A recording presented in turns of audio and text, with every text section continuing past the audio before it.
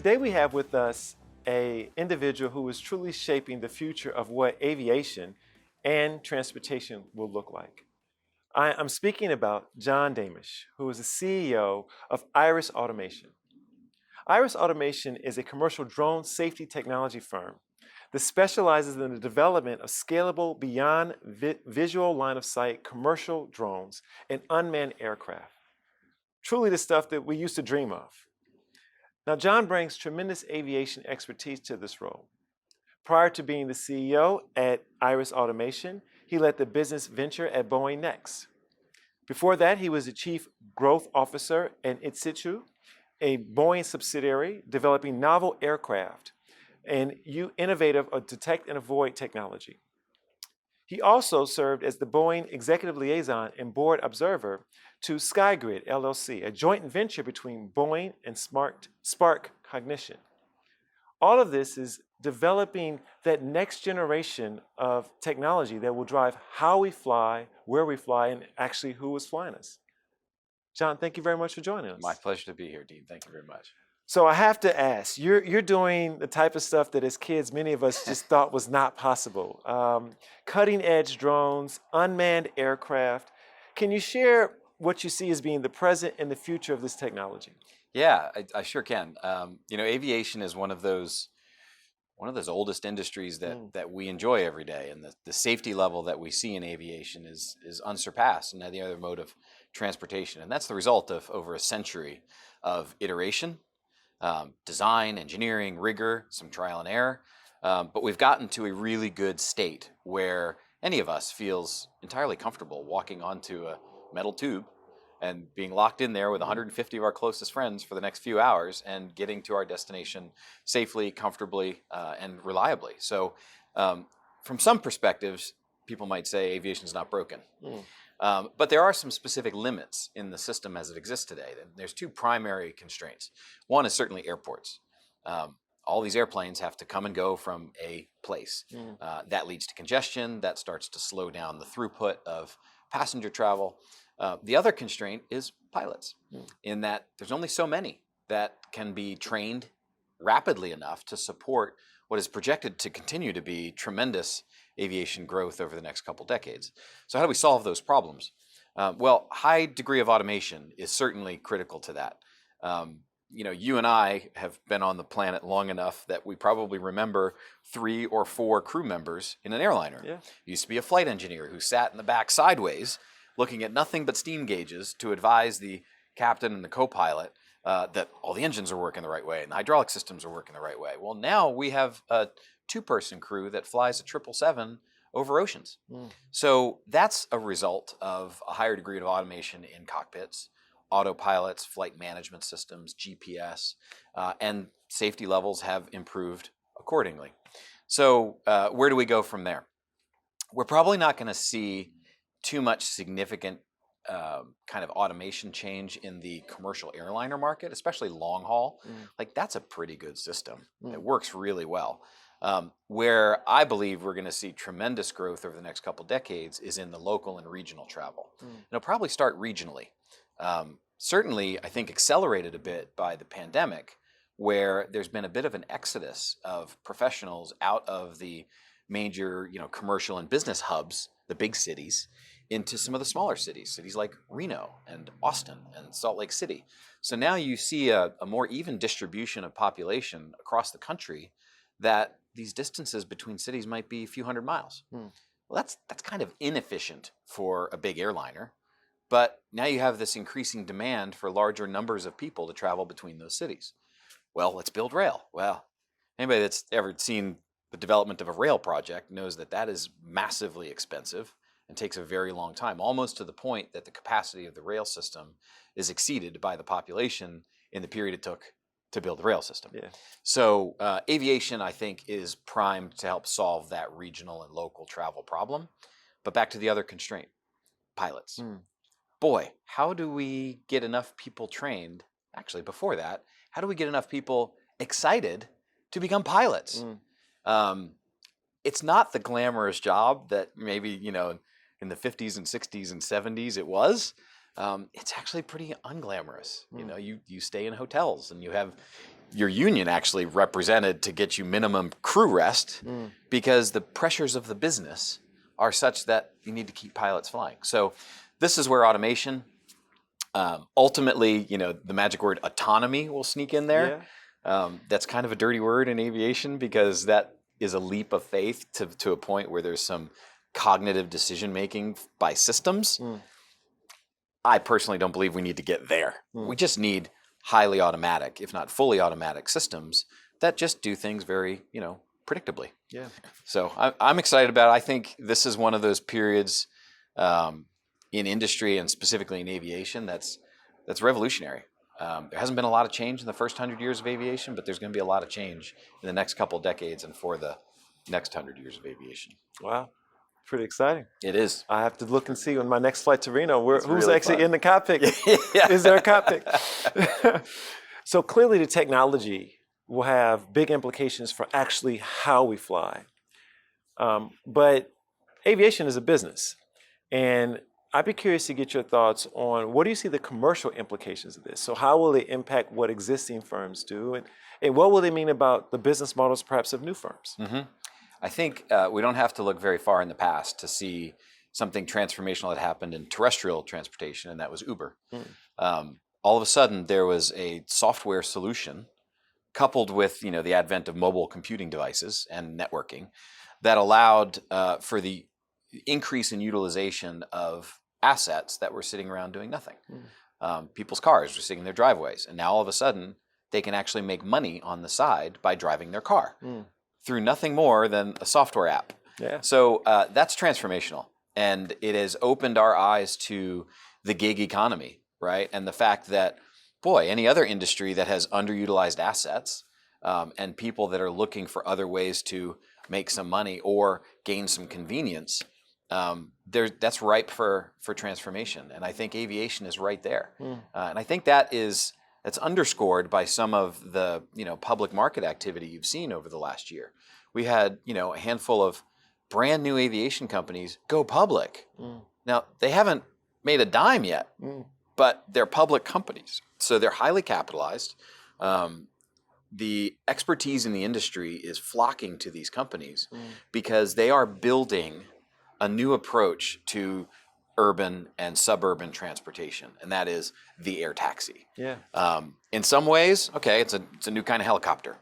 But when you peel the layers of the onion back, yes, it's a new kind of helicopter, but there's two main drivers that actually give it the opportunity to succeed where helicopters have not. One is it's electric, so it's clean, it's green. And the second thing is because it's electric and you can affordably have a lot of engines, you get to reduce the power output from each of those engines. And whenever you can do that, the noise level comes down. So the two factors that have really kept helicopters from transporting you and I from Orange County to LA when we got to take an intercontinental flight is noise and, frankly, dirty kind of perception of helicopters. So those two things I think are going to be driving forces for this new type of transportation, and that'll change the way you and I think about getting from A to B. In the short term, I think, unfortunately, that's still going to be kind of the domain of the premium priced market. Like the segmentation is going to be the higher income demographic that will pay a premium for that convenience.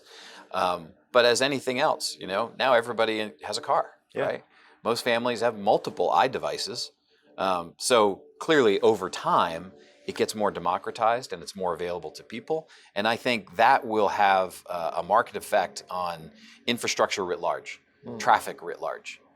The more people that start to use this mode of transportation, it's going to relieve pressure on other modes, and that's going to make transportation more affordable and available to everyone.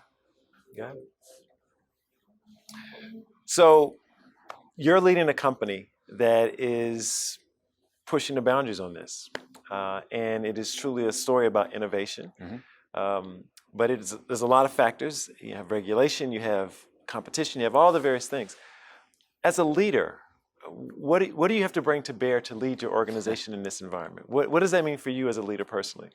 Well, I think, so I'll answer this question in two parts. The first part is, me personally, why was I attracted to this company? Why did I leave a company like Boeing? And fantastic job, one that anybody who wanted to be in aviation would like pinch themselves if they came back in time and told their 5-year-old self that they were going to have that job, right? Like, but it was a passion for being part of this change in aviation. Like this is a moment in time, I think, that history will look back and look at it like Lindbergh crossing the Atlantic. Like there's going to be some unlocks that happen in the next decade in aviation that are going to be transformational for how we move. So I wanted to be a part of that. Second part of your question, what do I think it takes to be able to do this? Well, first of all, there's salt and pepper in this here. So, as you start to get older, it becomes harder and harder to stay connected to technology and new trends and things like that. But the people in your business are connected to that. So what you have to learn to do is you have to learn to let go a bit and trust that they've got that figured out. Yeah. So then your job as a leader is to provide direction and support. And direction doesn't mean you go do this. I think that's some mistakes some first-time managers make, is they feel they have to be directive with staff, and that's not really what makes a great leader. What makes a great leader is a clear articulation of the vision, the why behind that vision, like what's the reason we're doing this? Because once people understand the reason, then the what almost takes care of itself. You don't have to worry about the products you're going to build and what price you're going to do. If you know why you're doing it, then everybody's got a North Star. And then that innovation happens, right? You provide that direction, you support them with resources. And I think that's kind of one of the big keys, is creating that environment where people feel safe, they feel trusted, and they feel valued in that what they bring to the table is going to achieve the why. Yeah. So that's kind of what I think. Well, certainly there's not going to be the risk-taking behavior, the creativity, the sort of that type of wonder spirit if you don't have that type of safety in the workplace for people to at least feel like I can throw out an idea no matter how crazy it is. Definitely. And at least, maybe I would get told it's crazy, but they won't think that I'm crazy. Yeah. Just totally. the idea. Totally. Yeah. And sometimes it's the crazy ideas are the ones that work. This is it. Right? Like, this is it. How many times in my own career, like, have you been the one around the conference table? It's on the tip of your tongue, but for whatever reason, you hesitate to say it. And then you say it in a sidebar conversation to somebody in the hallway later, and they go, "Oh my God, that's exactly what we needed to do." Yeah. It's okay. Leaders need to create that environment where that's okay. Yeah. And, we might all look at each other sideways in the meeting and go, "Okay, Jill, maybe." Let it marinate. We'll come back to that. But that's okay, right? Yeah. It can be fun and safe at the same time. Got it. So you mentioned that the technology is changing all the time, and maybe it's not possible for the leader to always know exactly the technical details. But what do you do personally to ensure that you stay relevant and timely? Read a lot. And by reading, certainly books on management leadership, articles on technology, occasionally some, academic articles that are written that are in certain journals that apply to the technology areas that we care about the most. I typically get lost at about the third or fourth paragraph, but at least the executive summary tells me what I need to know. There you go. But I would also say that in this world of the internet and social media, if you scrub through the comments, there's some nuggets in there. And more importantly, you get to the context and the feeling that someone who is motivated to write the comment is sharing. And there's a lot of meaning in that, in that kind of between the lines kind of attitude. Yeah. And you can learn, and you can start to figure out what things are important, what things aren't important, and that helps you direct your energies, because you only have so many minutes in the day. Yeah. So I should share with the audience that you are a double alum of University of California, Irvine, and you went from the baseball diamond to aviation. Yep. I don't know if when you were out playing shortstop for UCI those many years ago, you would have envisioned yourself doing what you're doing today. No. I honestly, the reason I came to UCI actually was this unique combination of Division I baseball. I was a big high school baseball player in New Jersey. My sister had moved out when she got married, and she was 16 years older than me. So when we'd take a vacation in the winter, we'd come to Southern California. So I just fell in love with the place and said, I'm going to school in California.